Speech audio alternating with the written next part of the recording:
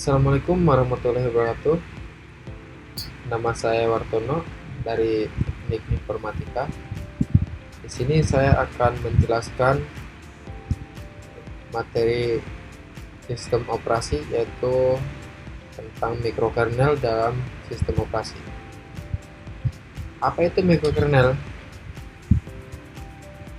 Kernel merupakan bagian penting dari OS yang mengelola sumber daya sistem.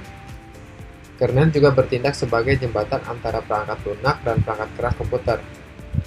Kernel merupakan salah satu program pertama yang dimuat saat komputer dinyalakan setelah bootloader. Kernel juga bertanggung jawab untuk menyediakan akses aman kepada perangkat untuk berbagai program.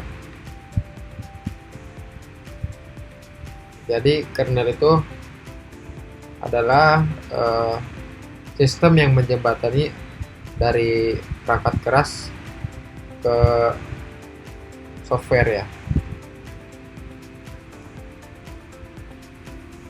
Setelah itu ada apa itu mikrokernel? Mikrokernel adalah perangkat lunak atau kode yang berisi jumlah fungsi, data, dan fitur minimum yang diperlukan untuk mengimplementasikan sistem operasi. Mikrokernel menyediakan sejumlah mekanisme minimum yang cukup baik untuk menjalankan fungsi paling dasar dari suatu sistem operasi. Mikrokernel memungkinkan bagian lain dari sistem operasi untuk mengimplementasikan karena tidak memaksakan banyak kebijakan.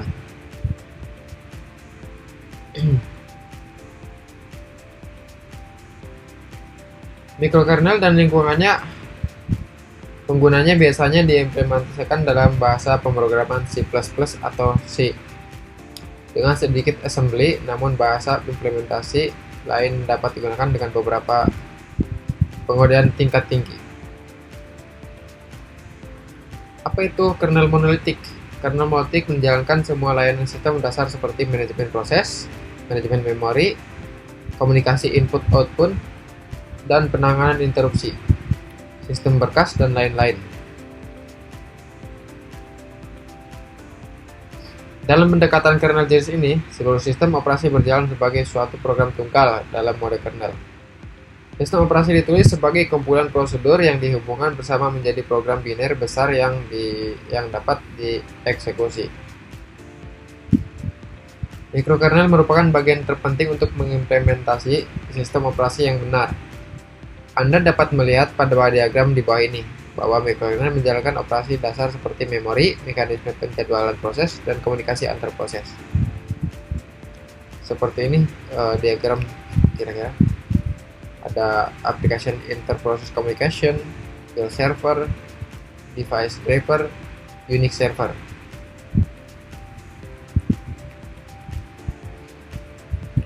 Selanjutnya, mikrokernel adalah satu-satunya perangkat lunak yang dijalankan pada level istimewa. Fungsionalitas penting lainnya dari OS dihapus dari mode kernel dan dijalankan dalam mode pengguna.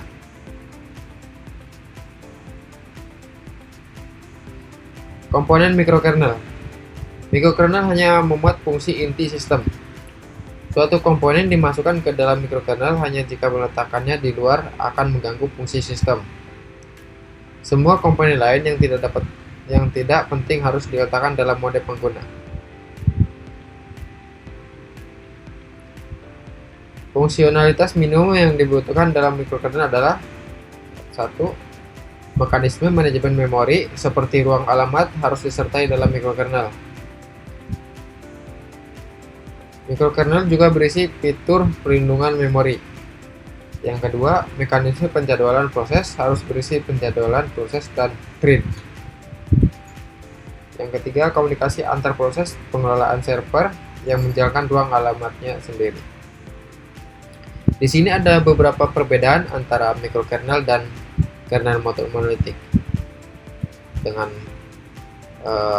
dari parameternya ada dasar, kode, keamanan, parameter, komunikasi, contoh.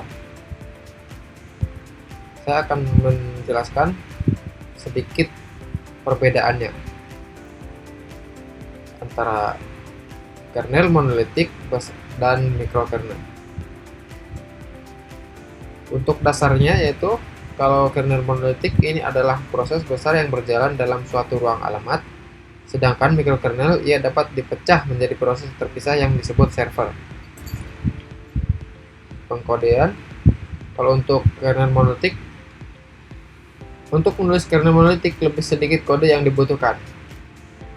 Sedangkan untuk mikrokernel, untuk menulis mikrokernel diperlukan lebih banyak kode. Jadi perbedaannya itu kalau di kernel monolitik pengkodeannya itu lebih sedikit atau lebih efisien, sedangkan untuk mikrokernel dibutuhkan lebih banyak kode dibandingkan dengan kernel monolitik.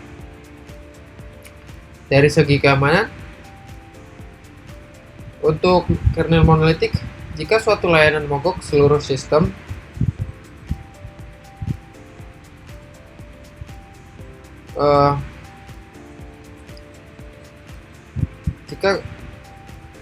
jika suatu layanan mogok, seluruh sistem akan runtuh dalam kernel monolitik. Sedangkan untuk mikrokernel, jika suatu layanan mogok, hal itu tidak menjadi masalah atau tidak mempengaruhi kerja mikrokernel. Dari segi komunikasi, kernel monolitik ini adalah file bisnis statis tunggal. Sedangkan kalau mikrokernel, server komunikasi melalui IVC. Contohnya kalau untuk yang monolitik kayak Linux, BSD, Microsoft Windows, dan lain-lain. Sedangkan untuk mikrokernel ada L4 Linux, KNK, Symbian, Mac OS X, dan lain-lain. Setiap masing-masing ada keuntungannya serta kekurangannya ya. Untuk keuntungan mikrokernel sendiri itu ada beberapa. Contohnya akan saya sebutkan sini. Keuntungan mikrokernel yang pertama, arsitektur mikrokernel kecil dan terisolasi sehingga dapat berfungsi lebih baik. Mikrokernel aman karena hanya komponen-komponen yang disertakan yang dapat mengganggu fungsional sistem. Selanjutnya, perlu sistem lebih mudah diakses sehingga dapat ditambahkan ke aplikasi sistem tanpa menggunakan kernel. Mikrokernel bersifat modular dan modul-modul yang berbeda dapat diganti, dimod ulang, dimodifikasi tanpa perlu menyentuh kernel. Lebih sedikit sistem yang mengalami kerusakan jika dibandingkan dengan sistem monolitik. Antarmuka mikrokernel membantu Anda menerapkan struktur sistem yang lebih modular.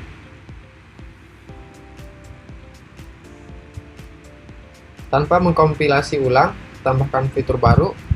Kerusakan server juga diisolasi seperti kerusakan program pengguna lainnya. Sistem mikrokernel bersifat fleksibel sehingga berbagai strategi dan API diimplementasikan oleh berbagai server dapat hidup berdampingan dalam sistem.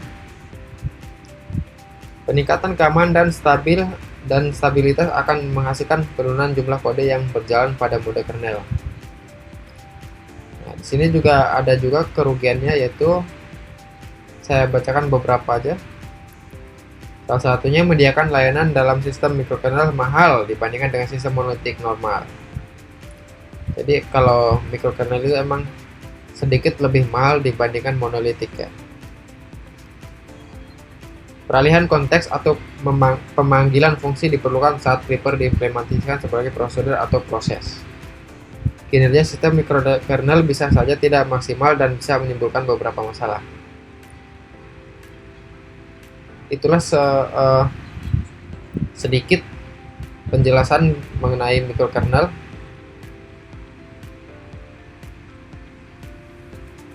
Serta perbandingannya.